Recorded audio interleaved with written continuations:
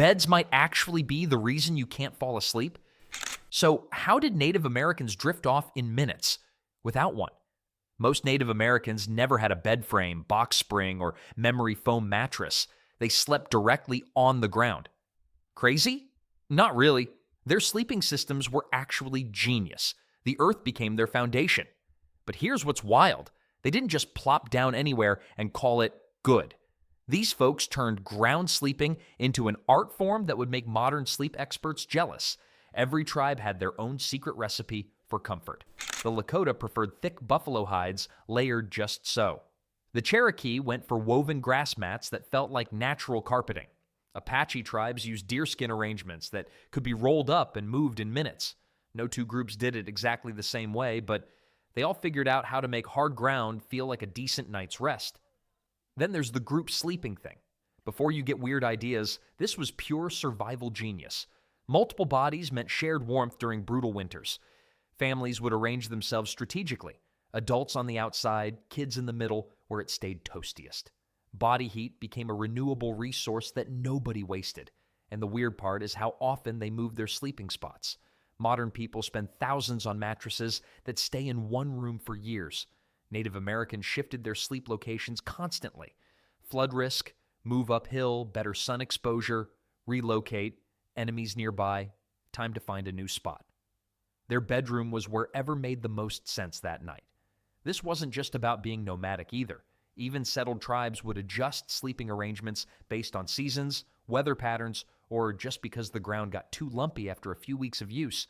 They treated sleep like a tactical decision, not a furniture commitment. Let's not forget the practical benefits that came with this approach. No bed bugs hiding in wooden frames. No dust mites building condos in mattress springs. When your sleeping surface was literally the earth plus some animal hides, pest problems stayed manageable. Plus, they never had to worry about their mattress wearing out. There was always more ground available. What really stands out is how this system forced people to become experts at reading their environment. They knew which soil held warmth longest, where morning dew would be heaviest, and how to position themselves for the best rest possible. But sleeping directly on the ground was just the beginning. The materials they layered between their bodies and that hard earth, that's where things get really interesting. Buffalo hides became the backbone of Native American sleeping comfort, and these weren't your average blankets. A single buffalo hide could weigh 30 pounds when fresh, but once processed and dried, it transformed into a thick, insulating layer that modern camping gear still can't match. The fur side went down against the earth, creating an air pocket that trapped warmth like a natural thermostat. But here's where it gets clever. Tribes didn't stop at one hide. They layered multiple buffalo skins to create what was essentially a custom mattress system. The bottom hide provided insulation from cold ground, while the top layers offered cushioning and additional warmth. Smart? Absolutely. Then there's the grass mat situation that most people never hear about. Native Americans collected specific types of prairie grass, cattail reeds, and dried ferns during peak growing seasons. These materials weren't randomly thrown together. Certain grasses stayed springy for months, while others compressed into firm support. Women in many tribes became experts at weaving these materials into mats that rivaled expensive bedding. And the weird part is how they used the sun's heat storage. Compacted earth absorbs warmth during the day and releases it slowly at night. Native Americans figured this out centuries before anyone understood thermal mass.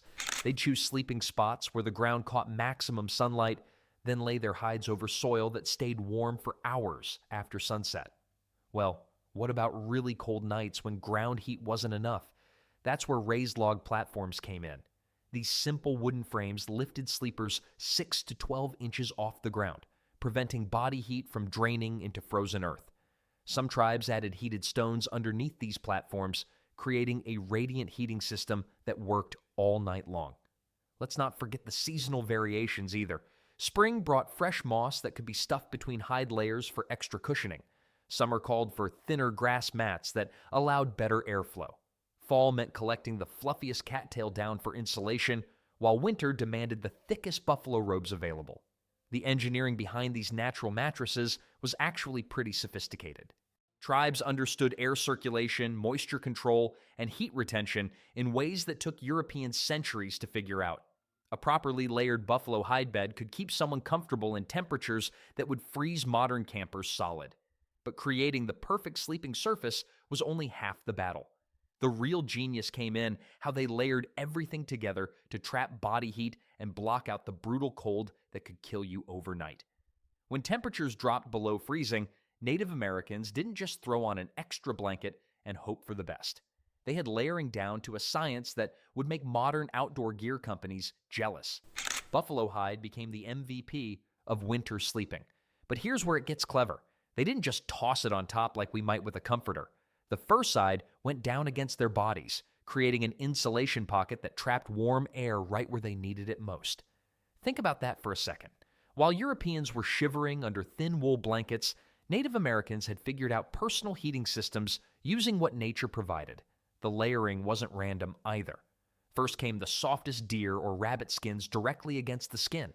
Then thicker elk or bear hides for serious insulation. Finally, the toughest buffalo or moose hide on the outside to block wind and moisture. Each layer had a job, and together they created a cocoon that could handle temperatures that would send most of us running indoors. But wait, there's more to this story. These weren't flat, boring layers like modern sleeping bags.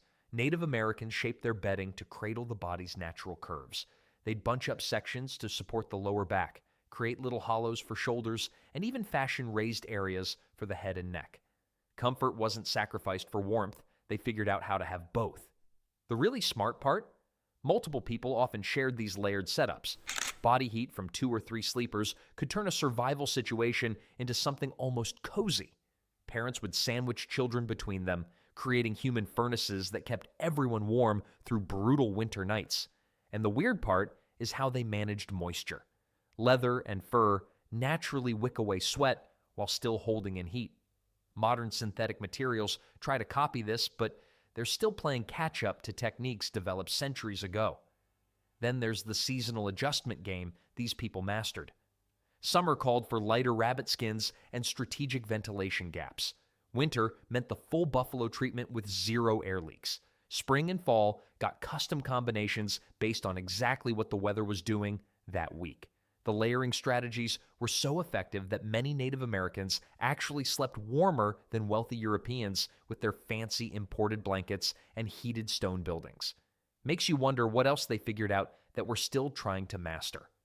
Speaking of mastery, the choice of where to place these perfectly layered sleep systems was just as calculated as how they built them. Most people today stress about finding the perfect mattress, but Native Americans knew something we forgot. Location beats luxury every single time. Your sleeping spot could mean the difference between waking up refreshed or waking up miserable.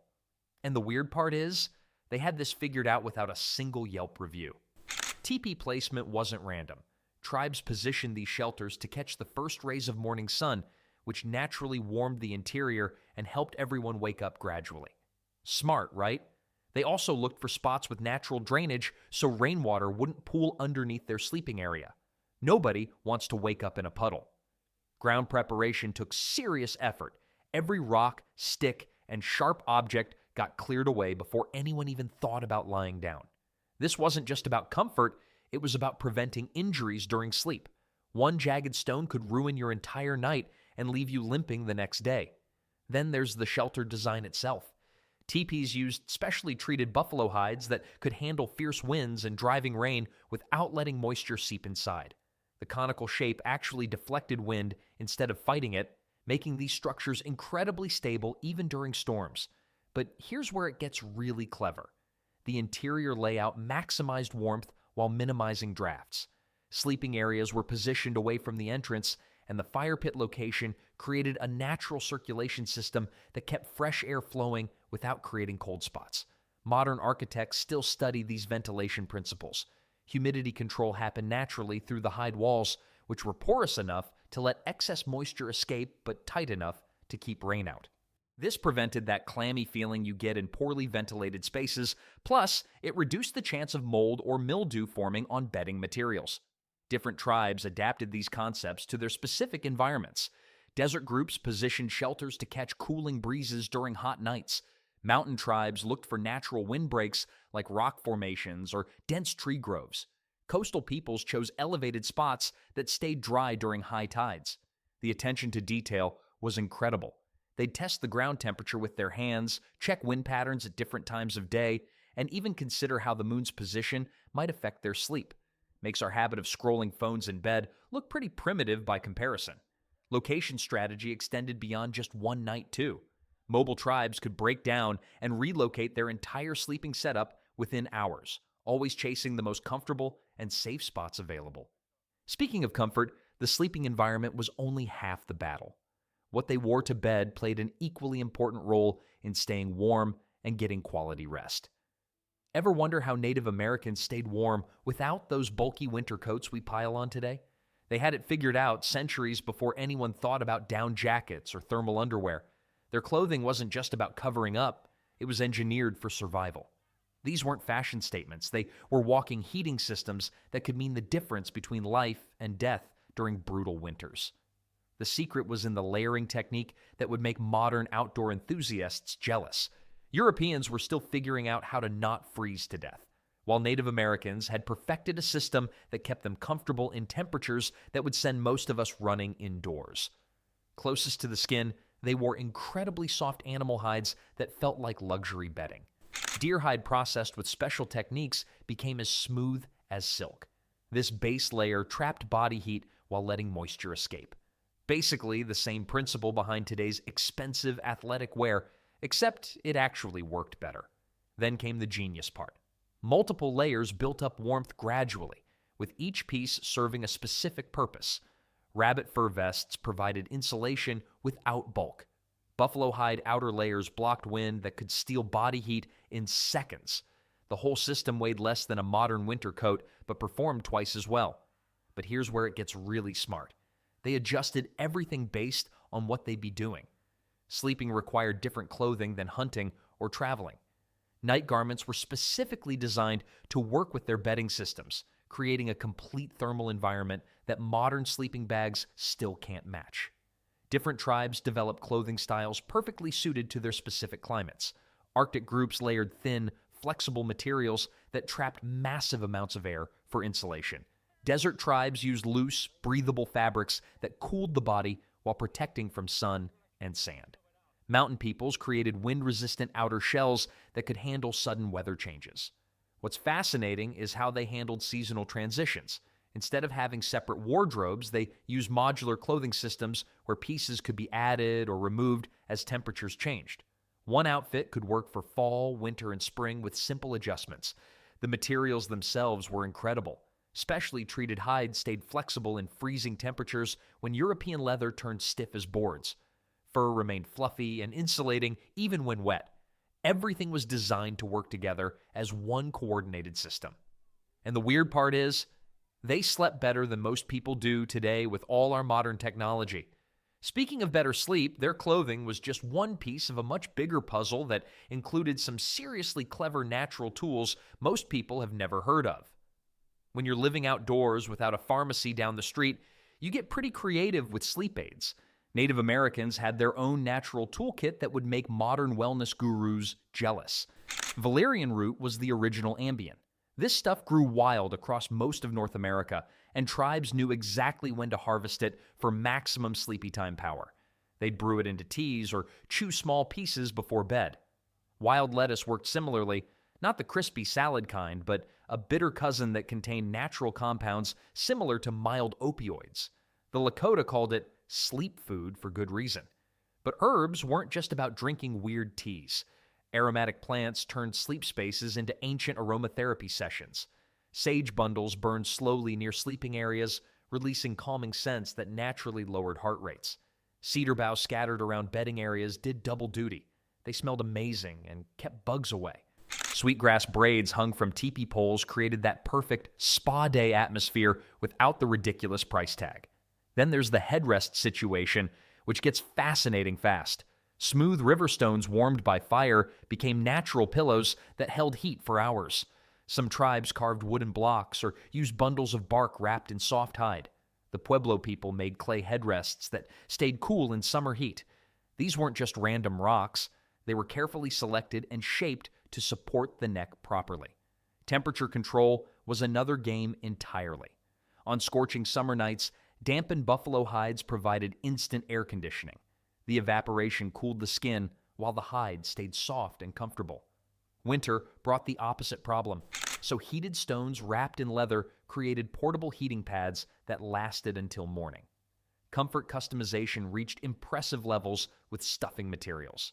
Pine needles packed into hide pouches made springy, fragrant mattress toppers. Moss collected from dry areas created soft padding that molded to body shapes. Dried grass mixed with aromatic herbs gave sleepers both cushioning and natural sleep aids in one package. The Cherokee were especially skilled at layering different materials, soft moss closest to the body, then firmer grass padding with waterproof bark sheets underneath. And the weird part is how effective this all was. Modern sleep studies show that natural scents like cedar and sage actually do trigger relaxation responses in the brain. Those stone pillows, they maintained ideal head and neck temperatures better than most modern memory foam. These natural sleep tools weren't just primitive substitutes, they were sophisticated solutions that actually worked. But having the right tools was only half the battle. The real magic happened when tribes learned to turn their entire environment into one giant sleep optimization system. Running water wasn't just pretty background music for Native Americans. They knew something we're only rediscovering now. Flowing streams create the perfect natural white noise machine. The constant rhythmic sound masks sudden noises that jolt you awake. No crackling branches or owl hoots disrupting deep sleep cycles, but water placement required strategy. Too close meant dealing with moisture and bugs. Too far meant losing that acoustic blanket. Smart sleepers found the sweet spot where stream sounds reached them without the dampness following along. Then there's the light problem. Moonlight might seem romantic, but try sleeping when it's blazing through your shelter like a spotlight.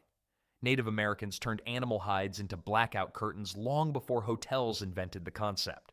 Buffalo hide worked especially well, thick enough to block light but breathable enough to prevent stuffiness. Bark mats served the same purpose, creating dark sleeping zones even during bright full moons.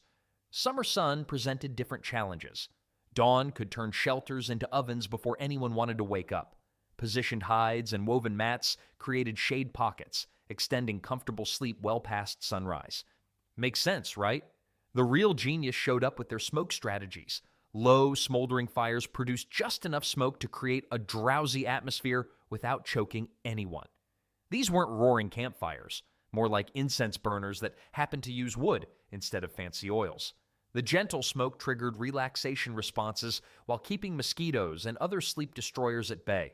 And speaking of bugs, crushed herbs became their natural pest control system. Wormwood scattered around sleeping areas sent insects packing. Mint worked too, plus it smelled decent instead of harsh.